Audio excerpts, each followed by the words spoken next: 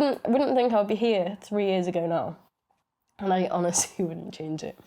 Not one little bit. And it's crazy. Because it's just one little platform. I'm Madelaine Booth. I go by Madatops online. It's just a sort of a little persona to sort of feel like I feel a bit of a different kind of person when I do all this crazy stuff. As soon as you go, oh, I'm on OnlyFans, they instantly think you do porn. Well, yeah, but it's besides the point. There is a very narrow-minded thought process on the whole OnlyFans thing. It's like 90% naughty stuff. You can subscribe to people, so you can set from as little as like £3 a month to the maximum of 50. It's all in dollars, up to $50 a month. Or you can pay to view. It's been the most rewarding thing I've ever done. It makes me feel better about myself. It makes me think I'm not the image I think I am. Well, I am, but I thought a lot worse of myself 3 years ago than I do right now.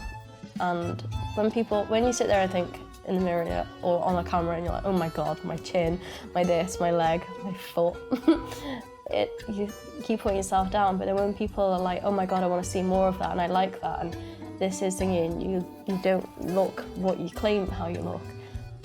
And you get your confidence back, and it's sort of really rewarding because say up to 4 years ago, I wouldn't wear half the clothes I would now, and I wouldn't feel sexy in what I was wearing.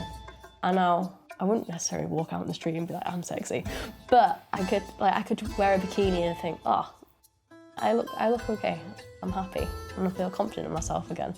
And that's what OnlyFans has done for me.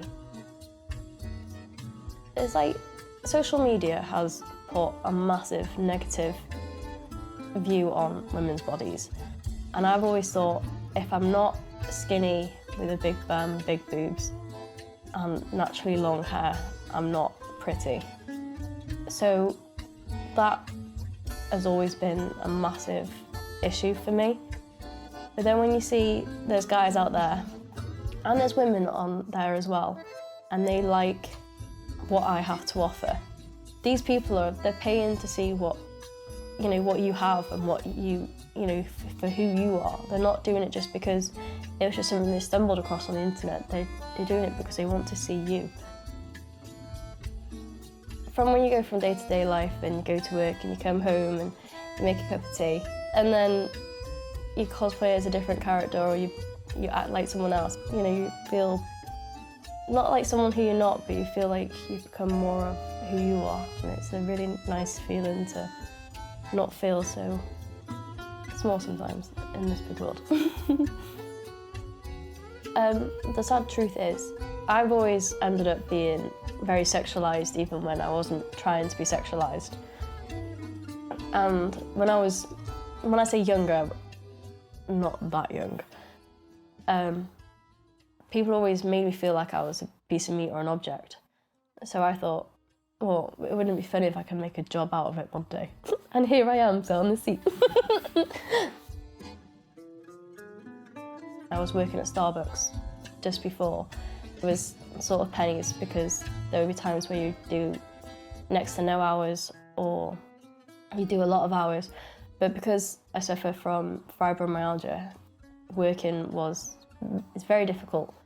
So doing OnlyFans, when I feel 100% or feel a little bit better, you can sort of do it when you want to. So if you just do a few bits and pieces in one day, OnlyFans can pay you more than what Starbucks can do in a week or a month for that matter. But with the thing with OnlyFans and with any job you do, if you don't put the effort in or if you don't go to work, you're not going to make any money.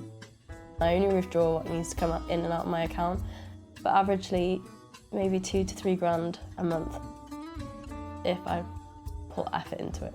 Like with fibromyalgia, I call it the DLC, having the tiredness and the depression and anxiety that sort of comes with it, and then it's a little bundle of joy. But because obviously I view myself a lot better than I was, that helps a lot. And I like being creative, so for my mental health, that helps. And when I can put that into doing OnlyFans and making content, because it doesn't always have to be sexual. OnlyFans can be whatever you want it to be, and people are just happy to sit and enjoy the ride with you.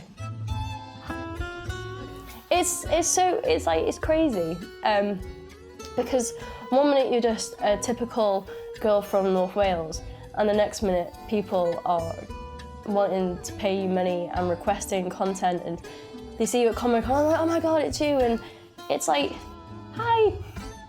It's changed my life, 100%, and I wouldn't go back.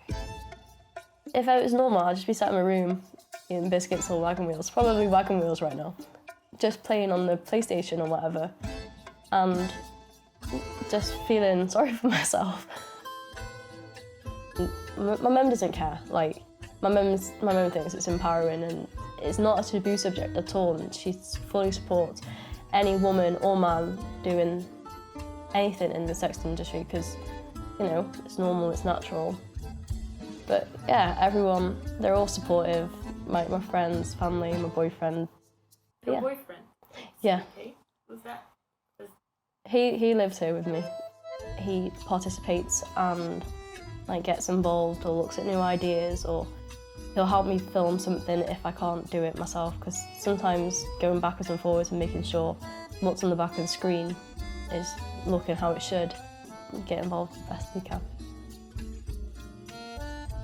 The thing that worries me is people sort of using my content, screenshotting it or recording it, and then using it for out of context and for inappropriate reasons, or trying to do it as sort of revenge, or have like leverage over me, or use it against me as blackmail.